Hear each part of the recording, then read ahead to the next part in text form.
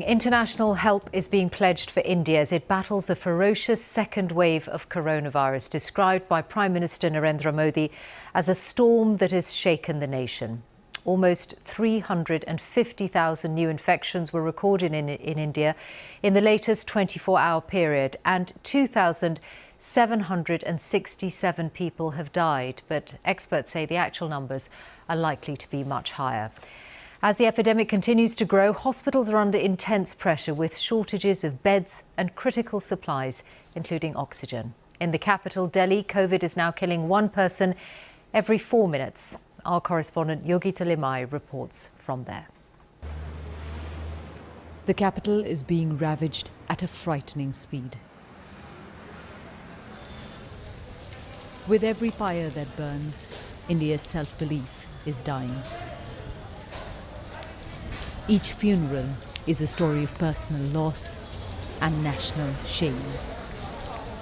Charanjeev Malhotra has been helping to cremate the dead for decades. Now, he barely ever stops working. I've never seen such a terrifying situation. I can't believe that we're in the capital of India. People aren't getting oxygen and they're dying like animals, he says. We don't even have enough resources to cremate them properly.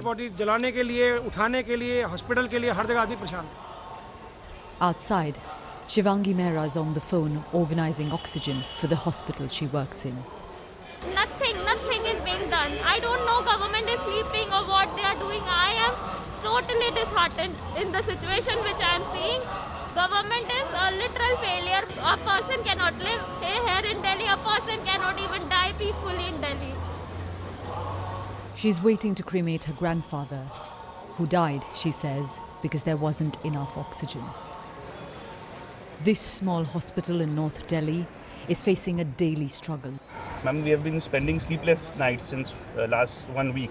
I mean, at times we feel like crying because we are not able to help patient properly. Every day this is the same scenario. We are left only with 2 hours of oxygen, 3 hours of death, and we are only getting assurance from the system, no oxygen. And so, families are being told to organize oxygen. At one medical shop, we found people with empty cylinders waiting to buy their own supply for loved ones who urgently need it. For many here, the government's promises of rushing in oxygen are coming too late. Families left asking why something so basic is unavailable. Every crematorium we've been to, we've seen body after body being brought in. It's hard for anyone to keep count, but what workers have been telling me is that the real scale of deaths caused by COVID-19 in India is a lot higher than what official numbers reflect.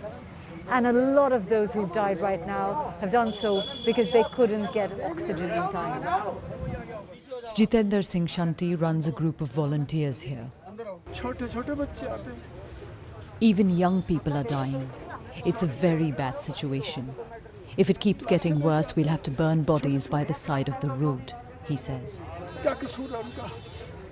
There is a sense of abandonment in this country.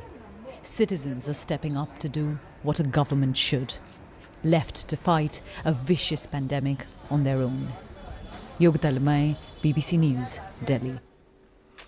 Well, tonight a first shipment of British assistance to India is leaving the UK. Other countries are also pledging support. Our diplomatic correspondent Paul Adams is here in the studio. What kinds of help is being sent, Paul? Well, Michelle, this was really the weekend when the world stood up and took notice of what's going on in India, not least because a wildfire of infections like that in a country as large as India, 1.4 billion people, is clearly not just a local danger, it's a global danger.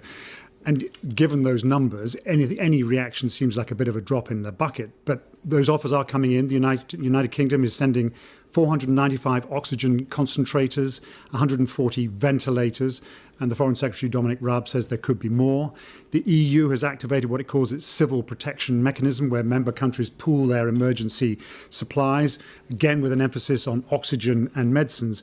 And the US, perhaps stung into action by moves on this side of the Atlantic, has said that it will immediately supply the raw materials for vaccines, and that'll involve reversing some export controls put in place back in February, and supply protective gear and medical equipment.